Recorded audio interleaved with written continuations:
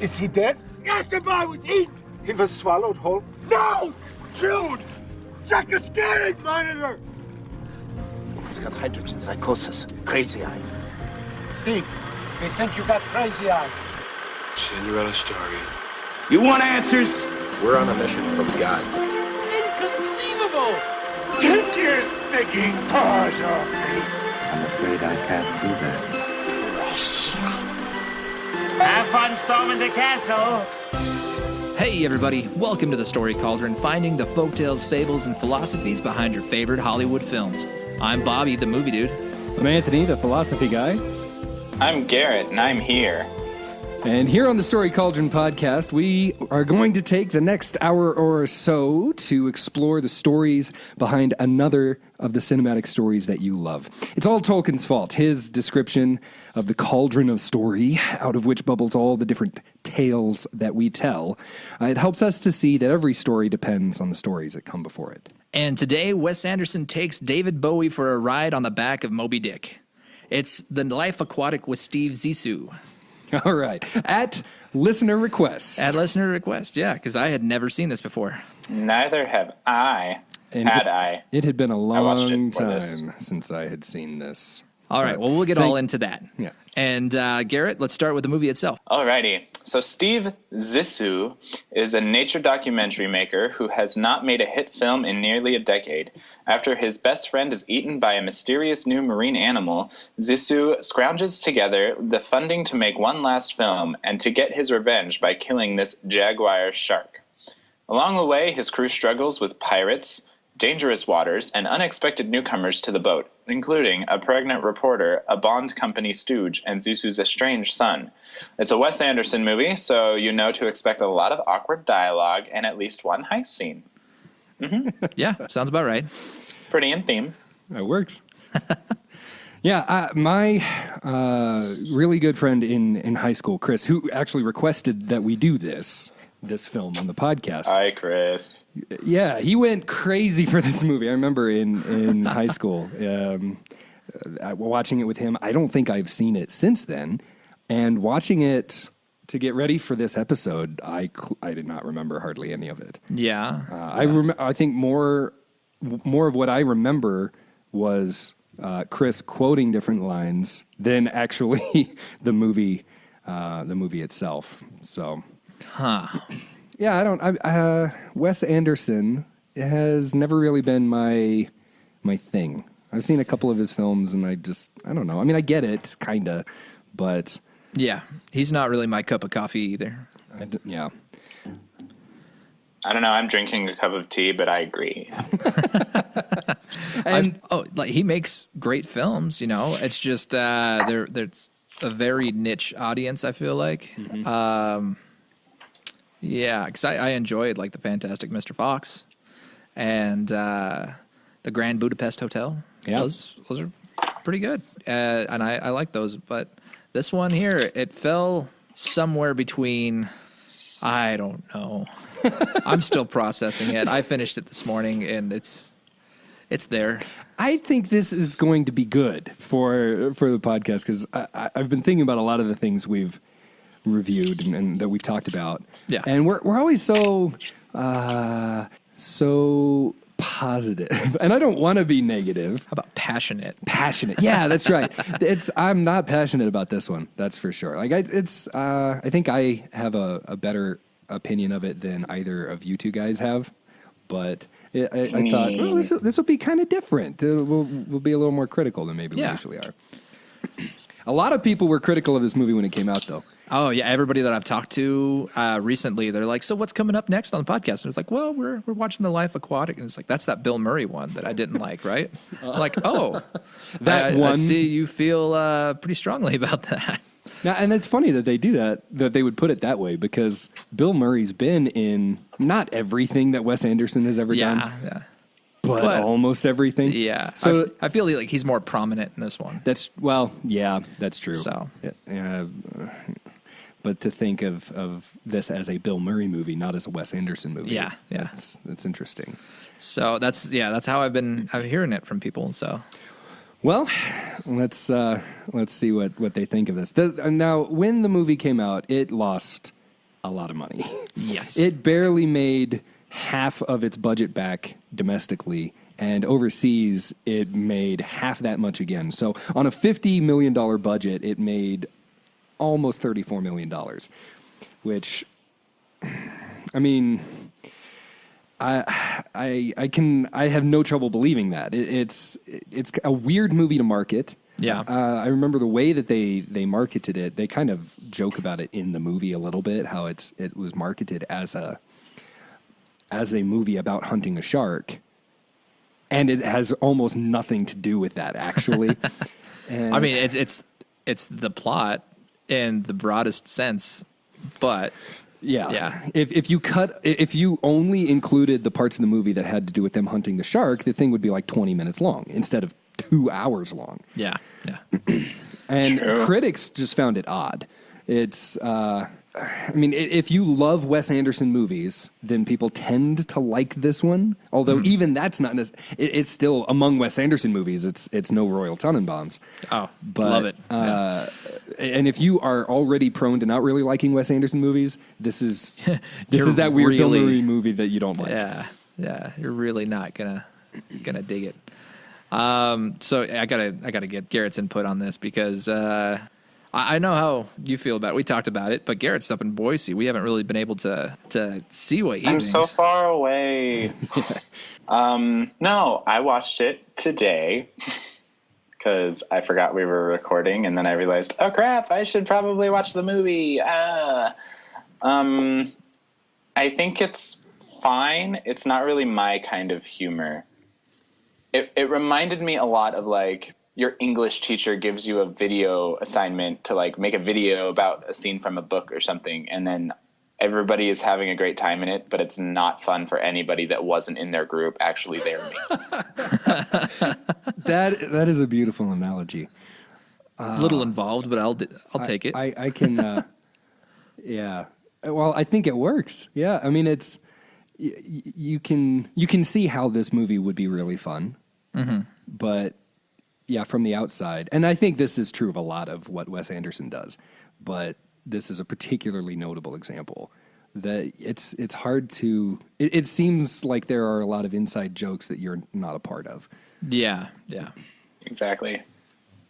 So also the acting level, like Bill Murray, Owen Wilson, they're great actors, but this one, it just seemed a little like, I think I'm just going to look at you for 5 seconds. It was the direction. I think that goes along... Yeah, I think that kind of goes along with it's fun if you're there, a part of it. It's not as fun watching it or not as funny. Granted, I don't know if it was meant to be funny or not. I just kind of took it that way. And what you're describing is cringeworthy for me in real life. You see people kind of try to interact, but when it's super awkward, like a guy who's like asking out a girl that's way out of his league, he's just kind of like oblivious to the fact that she has a ring on her finger or something like that, and you're just kind of like watching it unfold, just going, oh my gosh. Oh, honey, no. There's a word for that. Oh, really? Yeah, Fremdschämen. Ooh. It's German. Obviously, it's German. It's got to be something like that. Fremdschämen. They have all the best words, like Schadenfreude. Well, yeah, this is like the opposite of Schadenfreude. Because Schadenfreude is feeling joy at someone else's pain. Yeah. This Fremdschämen is feeling pain, not really at someone else's joy, but feeling pain for somebody else. Yeah. So, like a sympathetic pain. Yeah, exactly. I have a quick question. Did you have that written down somewhere to talk about it in this, or did you just like pull that out of your brain? I did not have it written down. Well, dang. Well, I like words and coffee, so that's what I see. got. Perfect. So that's why that's why we do a podcast, because that's what I'm good at. Because that's what we do. We talk and spew out these words and drink coffee. You're right.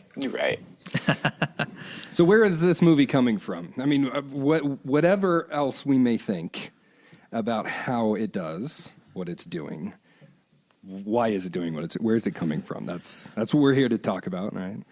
Comes from Wes Anderson.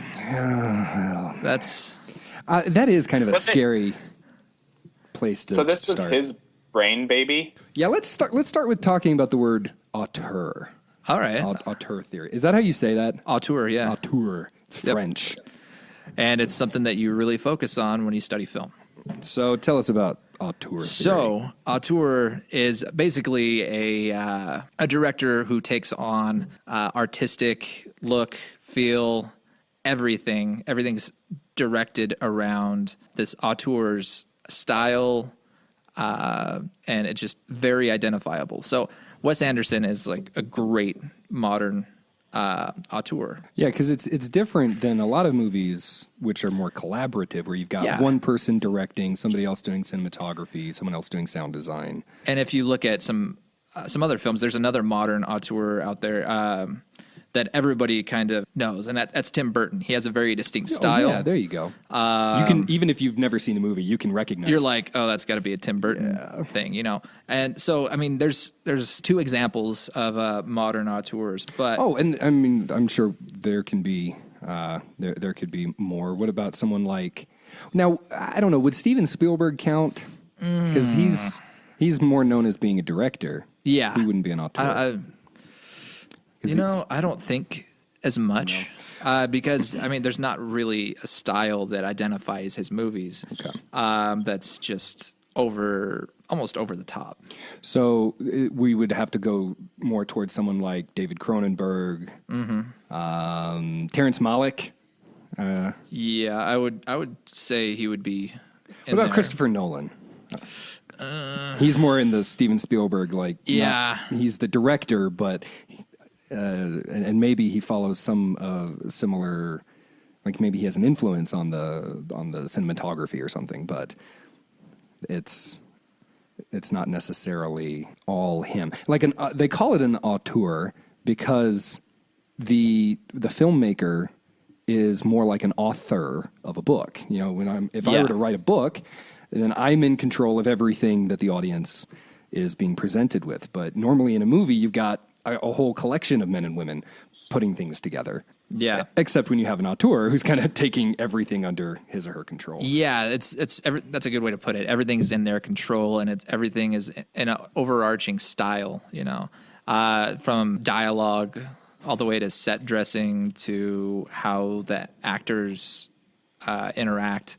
Awkwardly. And big awkward pauses. Even with the color grading and stuff, like if you notice, both Tim Burton and Wes Anderson have this very distinct color that comes in their films. You have a lot of pastels and bright colors in Wes Anderson's. A lot of neon stuff. And kind of like dusty pink is like and pale blue are really predominant in his work. And then you have Tim Burton, who is like either dark and black and grays and yellows, or super bright and cheery, and he juxtaposes the colors really, really well. So it's just one of those things that's within that particular director auteur's style. Okay. So a lot of... I just thought about another one. Quentin Tarantino. I would say he's an auteur. Fair enough. Very stylized work. Yeah, and a lot of hyper violent blood spray, like almost unrealistic, but and then you got like Cecil B. DeMille. George Romero. I'm ready for my close up. Yeah. George Romero. Okay. Yeah. But it's not just being a director that makes you an auteur. No. It's basically taking the full product and inputting your own style within every facet of the production. Yeah, so when I think of Wes Anderson movies, and we've named a few already. Have you seen a lot of other ones, Garrett? I know of Wes Anderson's movies. So Rushmore, Royal Tenenbaums, The Darjeeling Limited. Did you ever see that? I did not see that one. No. Fantastic Mr. Fox. If you haven't guessed, I'm not that good at watching movies. Well, and these are not movies that you're just going to randomly catch on TBS or something. No. They're a little more, we'll say, artistic. So you kind of have to seek them out if you're going to watch them. But I do want to watch The Grand Budapest Hotel, but that one. I haven't gotten my act together and actually watched it because my movie list is long. That's right. Well, a lot of his stories share similar themes, and Steve Zissou is no different. There's a lot of damaged family relationships. He deals a lot with abandonment and with grief. And it often comes out of left field because a lot of his movies are comedies. Yeah. But then someone will die at the end. And that seems so, it would seem so off the wall, but that's kind of his thing. He's contrasting these different emotional experiences. Question. Yeah. So is this movie a comedy or a drama? Yes. I think it's a comedy. It felt like it was supposed to be a comedy. Yeah. But I just didn't necessarily find it comedic. Yeah. Well, I did. Was there no point in the movie where you laughed? Because I laughed quite a few times. I laughed when I chuckled. I laughed. I laughed my head off when Jeff Goldblum got shot. Yeah, yeah. I always want to call him Ian Malcolm, but when he got just shot in the chest. Yeah, yeah. Oh my gosh. Well, and then I was like laughing when he's just standing there, then everybody's getting shot at, taking cover, and he's just like holding his chest. He's all like looking around. Yeah, he was one of the highlights of the movie, I thought. So I had to look it up. Steven Spielberg is considered an auteur. Ah, okay. But, you know, I think his is such a subtle style that it didn't really come to mind. Sorry. Awkward sounds because I'm finishing off the soda. I gotcha. It's water. If we don't make the Wes Anderson podcast awkward, then we're not doing our jobs. Yeah, that's totally staying in. It's the thing. I think we need to lighten it up a little bit because we just sound so scripted too much. Well, and we're not really going off script. No, I know. I'm just kidding. Let's insert a nice awkward pause.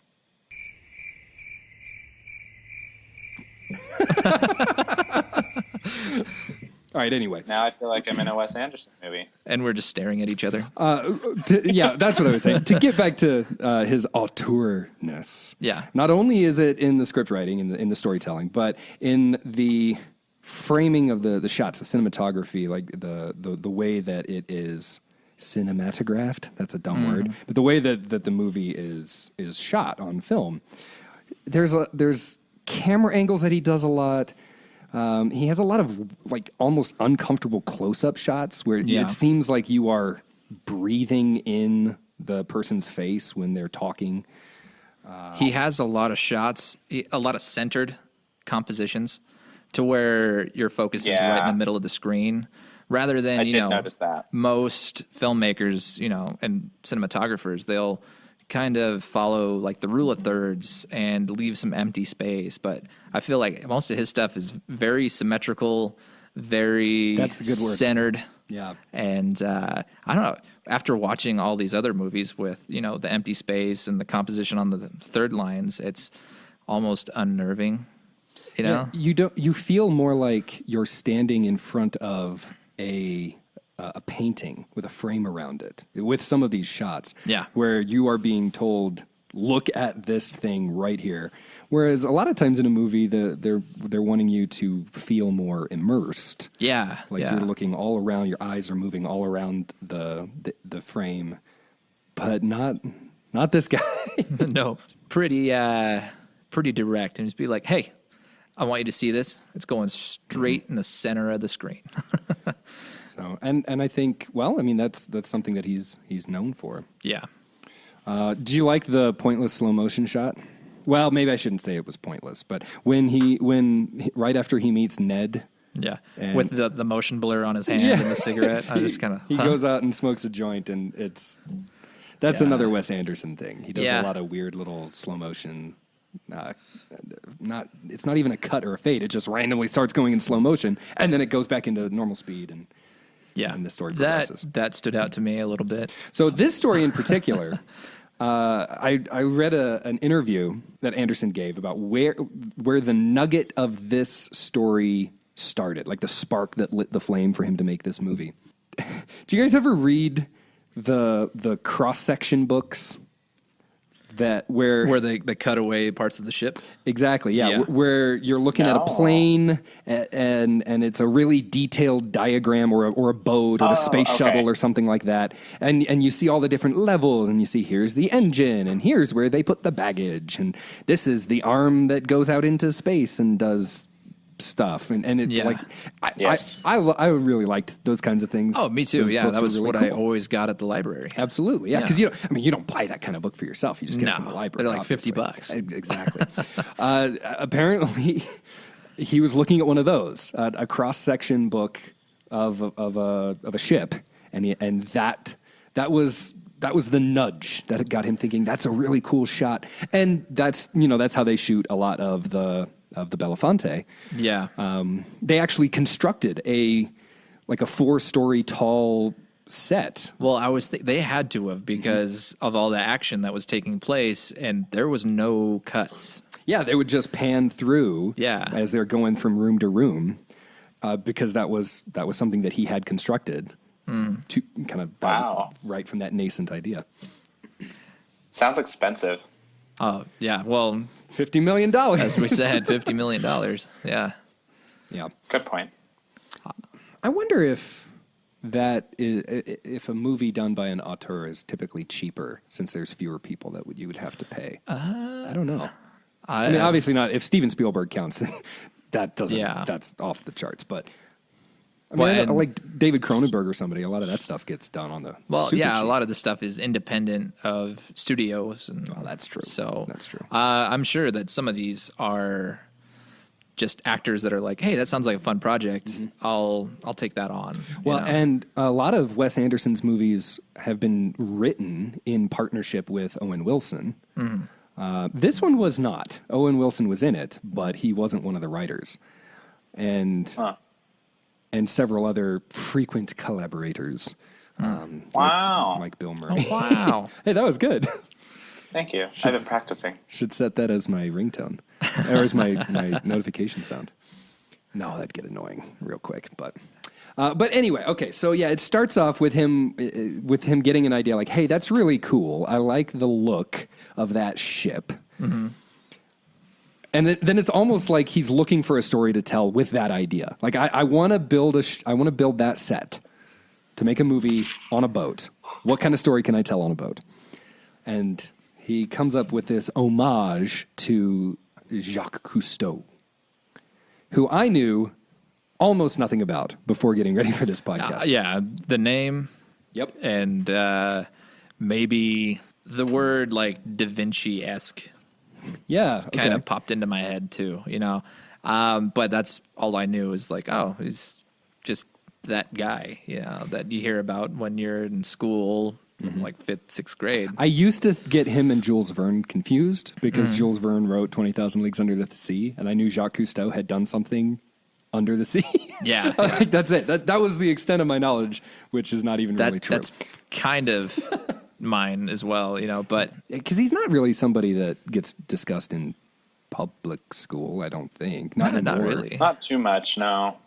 Hey, are you in the same, no pun intended, boat as us? Thank you. I'll be here all week. Basically, I've heard of him before, but not in depth by any means. Well, Jacques Cousteau, this guy's pretty awesome. I have to admit, I'm kind of not annoyed, but I'm like, I wish I'd found out more about this guy sooner. Because when you say Da Vinci-esque, that's totally right. But even more so, he's like Da Vinci plus Indiana Jones, because he was this adventurer who was also an inventor. Yeah, and he loved the ocean. Apparently, he wanted to be a pilot and was going through training in the military, but then he got in this car accident and broke both of his arms.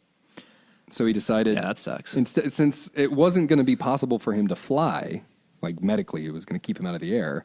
He said, well, I guess I'll go underwater instead. And he devoted the rest of his life to exploring the oceans. I mean, he's the first guy to invent what's called the aqua lung, which was like the early scuba diving equipment. Mm-hmm. The technique to compress air in a way that makes it breathable still. that he got that ball rolling. And he was also one of the first guys to invent, not a submarine.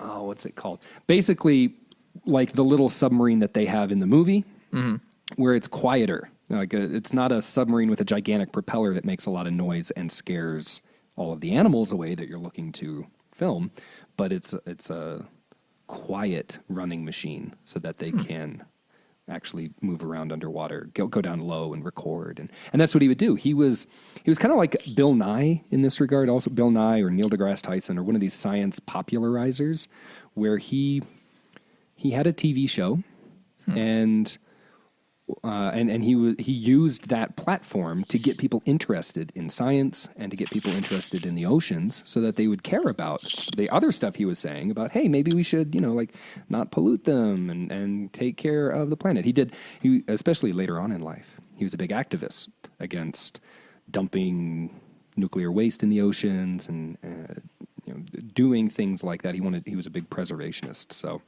all right. So yeah, a lot of what Steve Zissou is doing, like how he has this film crew, how he has this society that he founded for kids to join. Cousteau he founded several of those societies, some of which are still around today. And yet for Zissou, since this is kind of Wes Anderson's thing, Zissou is completely disaffected by it. He's like almost like a dark shadow of Jacques Cousteau. Cousteau's He always was like this excited, optimistic, upbeat. Hey, everybody, let's go out and do awesome things and save the planet. Steve Zissou is like full of himself. He's obsessed with his own celebrity. He's all about having himself on camera. Yeah. Well, I really like that when Ned shows him the ring, the association ring. Yeah. He's like, oh, look at that. Like, well, that's kind of a lackluster response, Yeah. Yeah. This thing that Ned has clearly treasured for the majority of his life. Still wearing it since he was 11. I was like, look at that. But so yeah, he's Zissou. Even down to the costume. Like the red hats that they all wear, that's right off of Jacques Cousteau's head, literally. Like a lot of the pictures that I found, a lot of the stuff that the videos that he was in, he would be wearing that as part of the uniform. So yeah, it looks like Cousteau was, how to put this? Cousteau did all of the stuff with video and the television show in service of this other thing. Like he wanted to explore the oceans and he wanted other people to care about them. And so he made these documentaries and this TV show to show people this awesome thing so that they would care about it too. Zissou's kind of the other way around. Like he's looking for fame and fortune making hit movies and the ocean is involved. Yeah. So yeah, okay. Steve Zissou and Jacques Cousteau are modeled after each other. But what about, some of the similarities they had in life and maybe like his son, Ned Plimpton? Yeah. Well, Steve Zissou's son, Ned, and some of the similarities between Cousteau's life and his son. Oh, yeah. Steve Zissou's son. Well, I mean, that's what the big part of the movie is, right? Is him getting to know... Connecting with his estranged son. Kingsley. Kingsley Ned Zissou. God, yeah. Kingsley Ned. Right. So, at the end of the movie, because it's a Wes Anderson movie, somebody dies. And so Ned dies in this helicopter crash that I didn't really understand why he died from that. Yeah. But he died. And that kind of mirrors how Cousteau's own son died in a plane crash.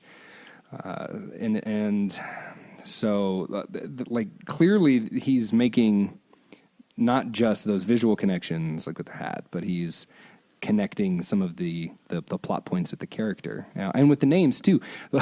I like the name for the boat. The Belafonte? The Belafonte. So Cousteau had a boat like that, a research vessel, which was named the Calypso. and it's like there's a couple of jumps you have to make. But Harry Belafonte, what kind of music did he make, or did he sing, or was this calypso music, right? So yeah, the Belafonte is Zissou's boat, which I don't. I didn't get as unsettled by this movie as I was thinking I was going to get, because I don't. We've talked about this before on the Atlantis podcast. I have feelings about the ocean, kind of like what Garrett feels about outer space. Yeah. I'm not a fan. I totally understand. I'm kind of the same way with like water. Not so much being on a boat, but like being in open water freaks me out. The scene where they find the plane that went down. And they're going across, and it shows at one point them looking down, and there's this just gigantic emptiness because it's the ocean. That was the part that I got. You're like, I'm good. I'm good. I'm like cringing on the couch. One thing that I did notice: did you guys end up watching the credits? I watched the whole scene with them walking. Okay. I didn't watch all. I think I turned it off after they. Did you end up seeing Ned on the boat in the credits? No. What? Well, there is a captain in a captain's hat smoking a pipe, and I'm like, oh, that's got to be Ned, right? Yeah. Yeah, and it was during the credits, so I'm like, huh.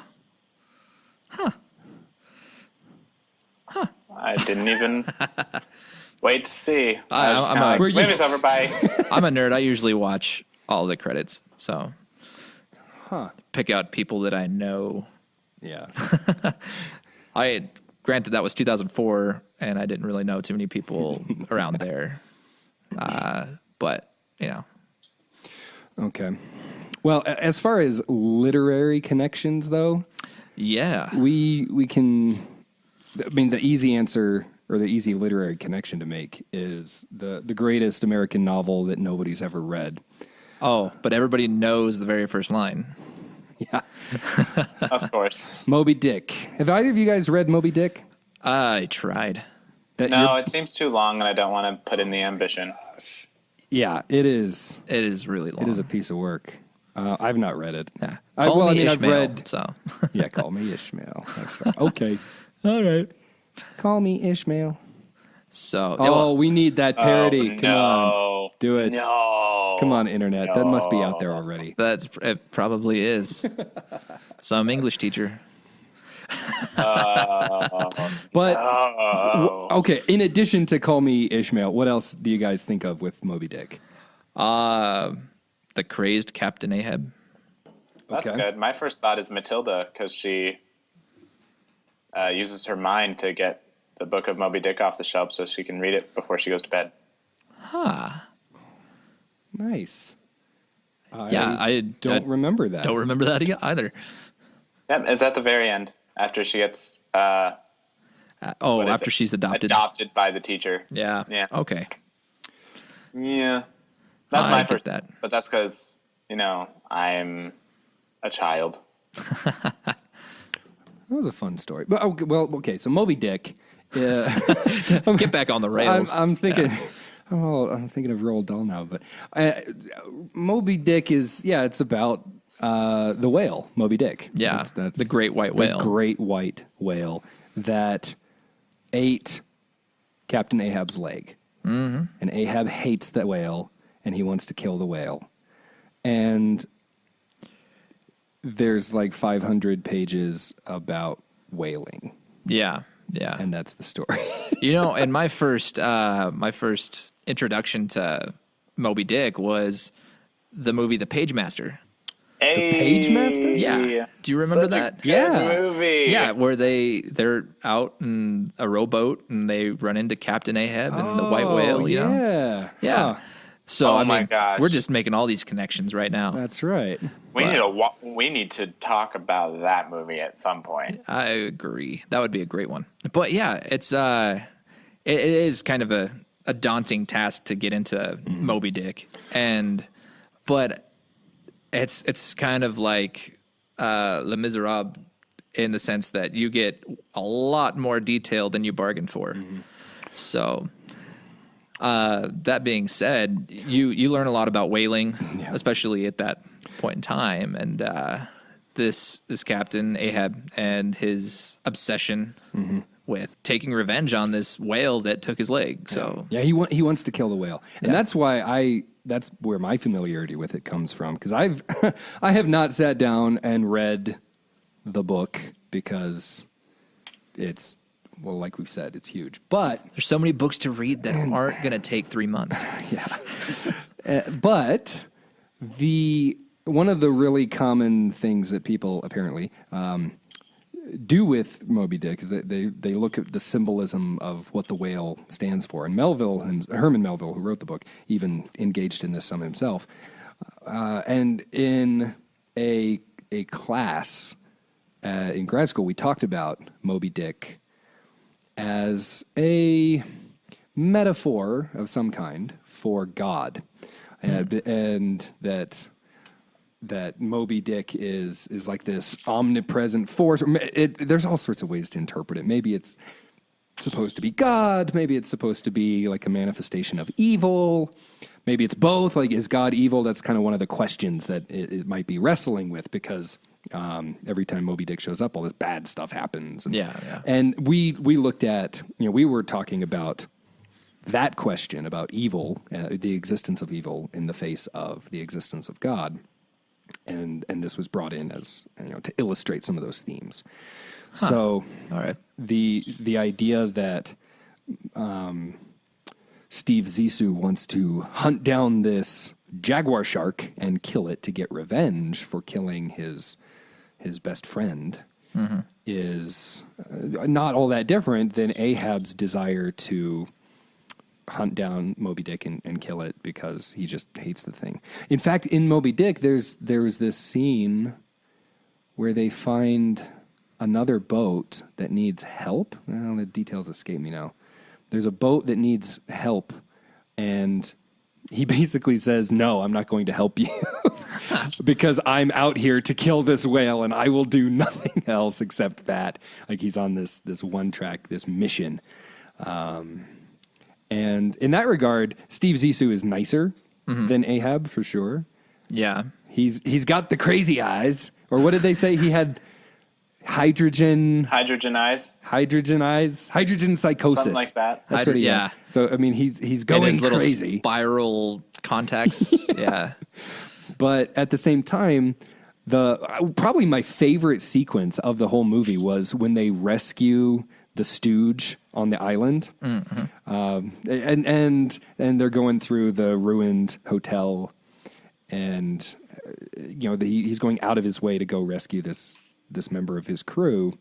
That's not something that Ahab would really do. I think you hit the nail on the head, though. If you take Jacques Cousteau and put him in Ahab's shoes.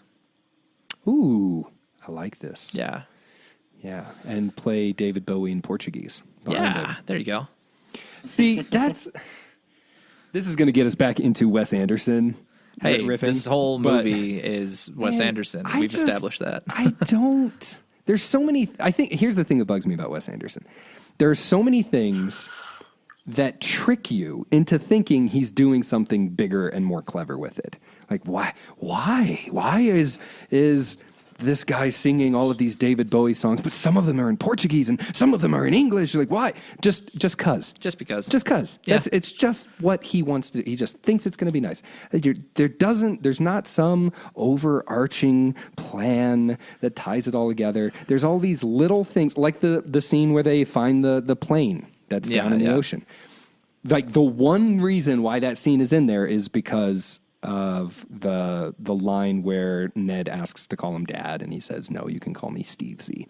Like, that's it. The rest of that scene is pointless as far as the overall narrative goes. But it's not pointless for the experience, because that's what Wes Anderson is doing. He's making this whimsical movie. Yeah, his terminal whimsy. That was from some reviewer. I think that was Roger Ebert who said that you have this feeling of terminal whimsy where there's all these cool little little creatures that have been invented with claymation and stuff that which are fighting. I loved, by the way. That was a really cool part. Yeah. And when you actually see the jaguar shark, that was really, apparently that holds, well, it set the record. It probably still holds the record for being the biggest stop motion puppet. Huh. Yeah, I take it back. I don't know if it still holds the record, but at the time it set the record because it's like 8 feet long. Yeah. It was huge. And that's really cool. But why? I don't know, just because. Just because. Just because it's fun. Just because it's cute and it's making this kind of happy, cutesy, but also kind of depressing world. But there's not this bigger meaning behind it all. And I think that's... Other than to that's just Wes kind Anderson's of keep that style going and... Yeah. I mean, some people have accused Wes Anderson of being a nihilist, of completely thinking that there is no meaning to anything, that life is pointless, and we just have to make stuff up to get ourselves by so that we don't kill ourselves. I think that's probably a little over-exaggerated. You don't say. But, I mean, there are people out there who are like that. And I think Nihilist Darby's on Twitter. One of my favorite accounts. I was meaning like filmmakers, but or philosophers. But yeah, Arby's. I know what you're talking about. That is some funny stuff. It all fits. No Thank argument. you, Emma, for showing that to me. Shout out to Emma, indeed.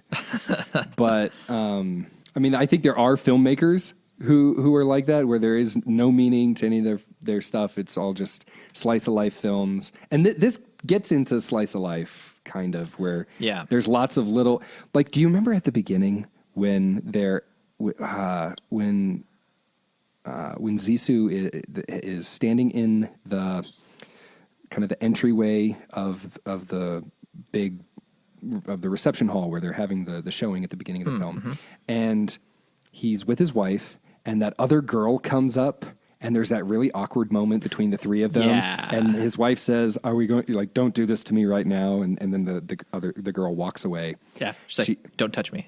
She's never mentioned again. It's never explained. Yeah, there's no reason that's in the movie, and for a lot of storytellers, that would not be there.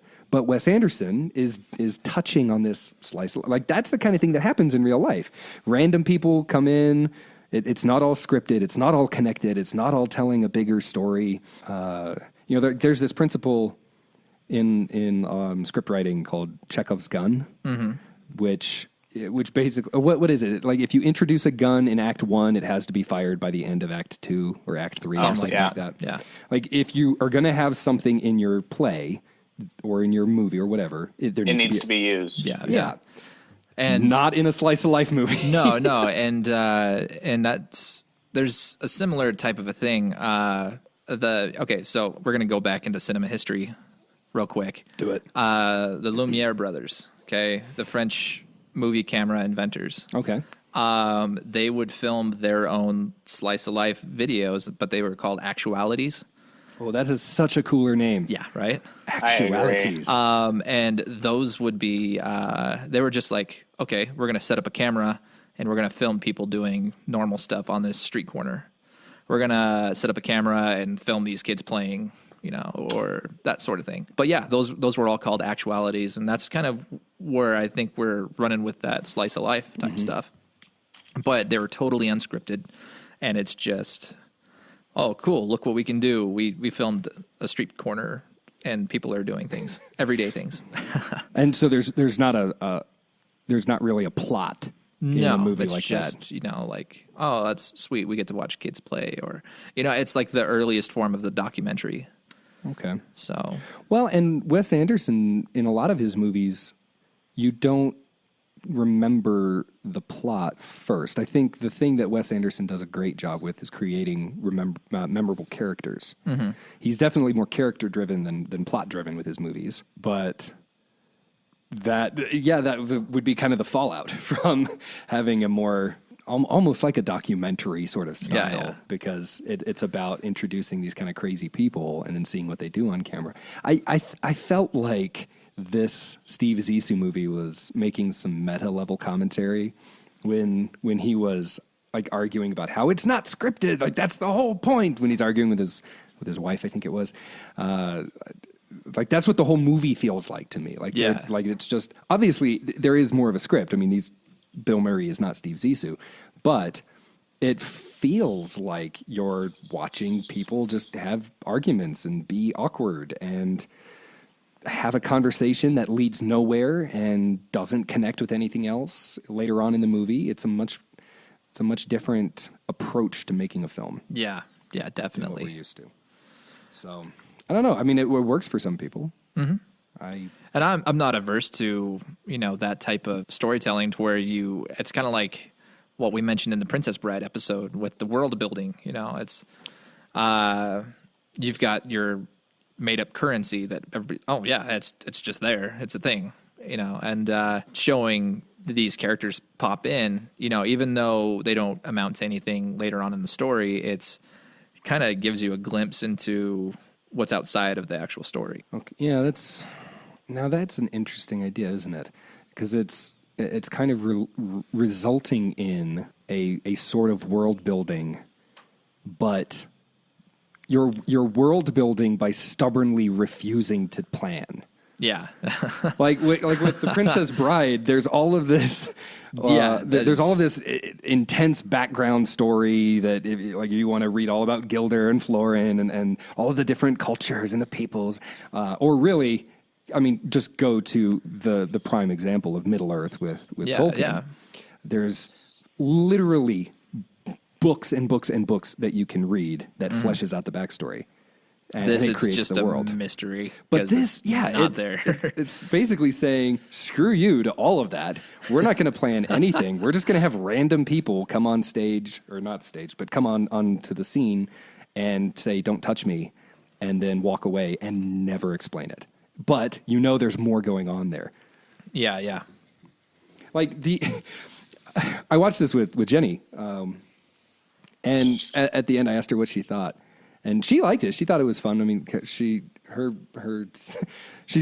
got an extremely dry sense of humor. So this was up her alley in that regard. But she asked, even in the middle of the movie, I think she asked this: why is that girl shirtless? The assistant. Yeah, the script girl. Yeah. And I have no idea. Like, she just is.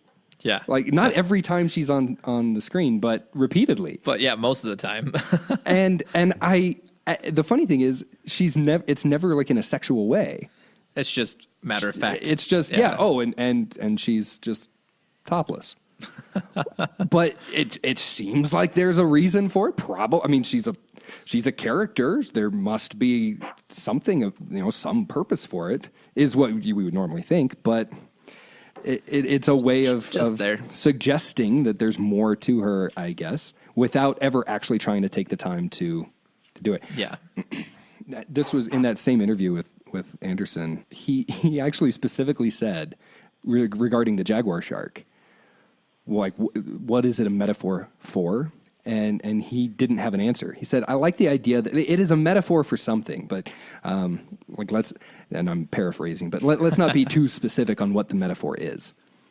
Gotcha. So yeah, I really like the way you put that he's like world building, but in the opposite way from what we normally talk about doing that. It's like, this would be interesting.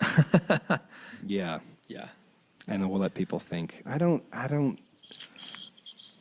like that. Yeah. But I like the way you described it. All right. Well, I actually have a little bit of a game for us. Let's do it this time. Let's have some fun. Okay. So everybody knows. I hope everybody knows about the 6 degrees of separation to Kevin Bacon.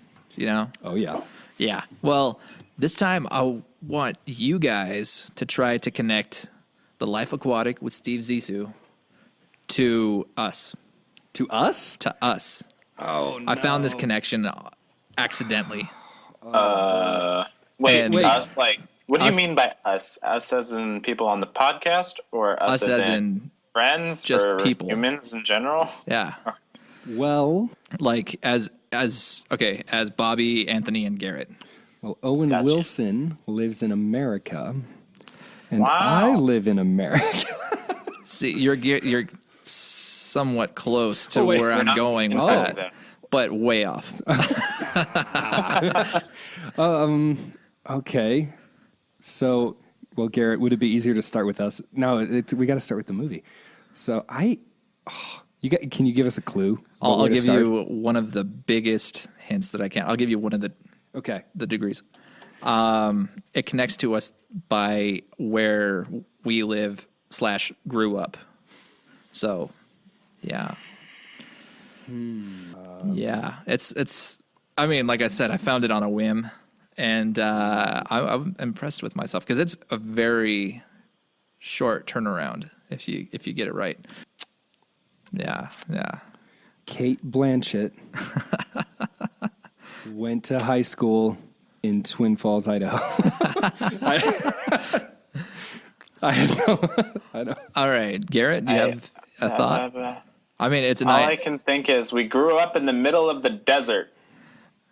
We grew up in the Magic Valley. The Magic Valley, which is where? Which is the name of a film. Oh, okay. Yeah. I would never have gotten this. Yeah. No, I mean, it's very difficult, but like I said, I picked it up on a whim. Okay.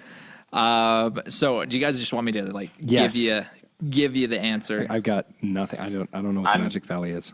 Have you seen the Magic Valley, Garrett? Wait, what? Have you seen the Magic Valley? No, but this game is making me feel dumber than my screenwriting professor. No, it was really weird because he makes me feel dumb. You're not saying your screenwriting professor is dumb? No, I think he's brilliant. He just makes me. He makes Garrett feel dumb. Oh, okay. Yeah, Grammar. Got it.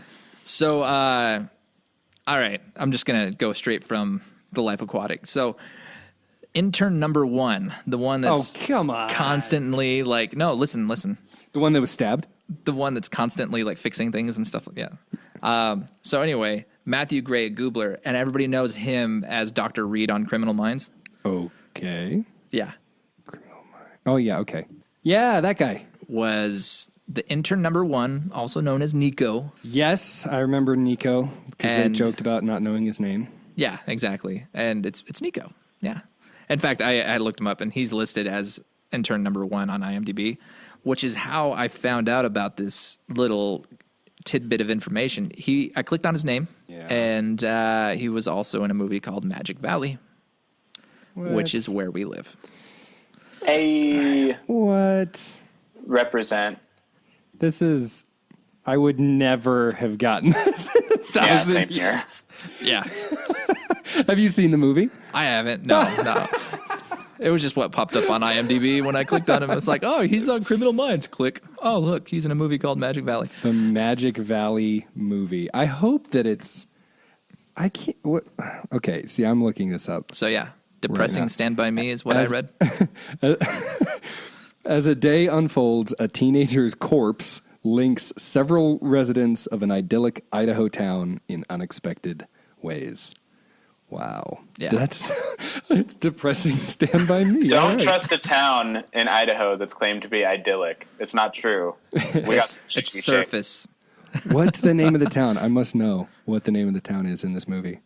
It's not going to tell me. It just says small Idaho town. It was filmed in Twin Falls.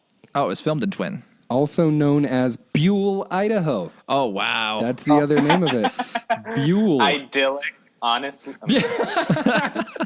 that's not to diss on Buell. I like Buell. Yeah, stop. It's a great place to drive through. Buell. Wow. That's I got nothing. I like Buell. I do. Okay. But Quick question though. I just looked this up because I was trying to figure out where that film was filmed. Yeah. I found a list of movies from Idaho, and they should be added to some lists, I think. All right. Well, we'll definitely have to get into that. Dante's Peak was filmed in northern Idaho, yeah. Huh. It's one of my favorite movies. Interesting. There's a volcano Okay, movie, but right? Yeah. Pierce Brosnan. Yes. Yeah. Okay. Remember that. So, anyway, I think we definitely need to add that little degrees of separation. Yeah. I like that. Game. That would be... Maybe I'll try on purpose this next time, and it'll be a little easier. Especially if it's a Bill Murray movie. Yeah. Yes. I'm a fan of Bill Murray. And, yeah, who isn't? Who isn't? True. He's so likable. You know, I just watched Caddyshack the other day too. But I feel like we're getting you way away from Wes Anderson. This is how much we like the Steve Zissou movie. We want to talk about everything other than Steve Zissou. No. Let's go back to Matilda for a while. Yeah, well, I think it doesn't help that I just barely watched it. I'm in Garrett's shoes right now, just watching it. You know, started it last night, finished it this morning, and still unpacking it because wow, It's really difficult, huh? yeah. So okay, before we're out of time, how if you were to let's go into English class for a minute. What is the theme of this movie? What is this author trying to say about the? And I know we've already talked about how the style is quasi nihilistic. It's not nihilistic. Yeah, I really like the term terminal whimsy. Terminal whimsy. Yes, Terminal it's terminal whimsy. because you're dying from it. No, that's not what he means. It's terminal because it's always there. It's just constantly, but it's not saccharine. It's not like overly sappy. It's just whimsical. It's the crayon eccentric. ponyfish. Yeah. Eccentric. Yeah, that's a good word. But he is trying to say something. It seems like about about what? What would you say? Like, what is his message about the Steve Zissou movie? For me, because I've been like taking a lot of film classes and stuff, I've learned it's sort of just easier to think of things as cliches. So, like the first thing that popped into my mind was you have to lose yourself to find yourself. And it's kind of like he loses nearly everything and then he changes his mind about some things. Like he loses Ned. And then he decides, maybe I shouldn't kill this shark because it's pretty. Oh, okay. Well, wait, hold on. That's why he doesn't kill it? It's because it's pretty? No, I don't know. Like, I'm just talking out my bum here. No, I like it. So, like, I think that it's one of those things of he was never, like, really that happy or anything. He just seemed like a really boring, bitter dude. And then this adventure happened, and then he came out of it with like a little bit of a maybe I'm not going to be such a jerk attitude. kind of transformation, kind of a character transformation. Yeah, it's, we're talking about cliches. Well, that is a pretty big cliche in screenwriting is character transformation. Yeah, no, that's why I said that. Oh, I got you. I was being sarcastic. I was being very honest. Right, yeah. I don't know. I think there's something with there's a lot of fathers in the movie, right? Or like, yeah. I think that's a big thing with, and this kind of suffers from Anderson's ambivalence towards details, but you don't really know who Ned's dad is. Yeah. Apparently it's not Steve Zissou, but they all think that he is. And then you've got the dad of what's the reporter's name? The reporter Jane, yeah, the pregnant reporter, has this horrible relationship with her baby's father, and Klaus is wanting a deeper. I did like Klaus a lot. Yeah, Willem Dafoe did a great Same job here. with that. He's got this kind of weird relationship with Esteban and Steve, thinking of them as fathers, and how, I mean, that's something that Anderson is clearly playing with the relationship of fathers and sons, which, okay, we could call that a cliche, or we could just call it a classic element of storytelling. But it's kind of unclear to me exactly what he wants to do with it. I mean, he's telling the story with all of these different negative relationships, but that it ends still in this kind of beautiful place. That you can be a good father, but I mean, the son dies in the end, so this is what bugs me. Like, I want more resolution. I want more instead of just direction. whoop, that happened. Yeah. And I'm sure, I mean, we could sit here and spin a very, detailed, complicated theory, but it's us doing the spinning. It's not Wes Anderson doing the spinning. Yeah. So it would be unfair in my idea to attribute my idea to him. Mm-hmm.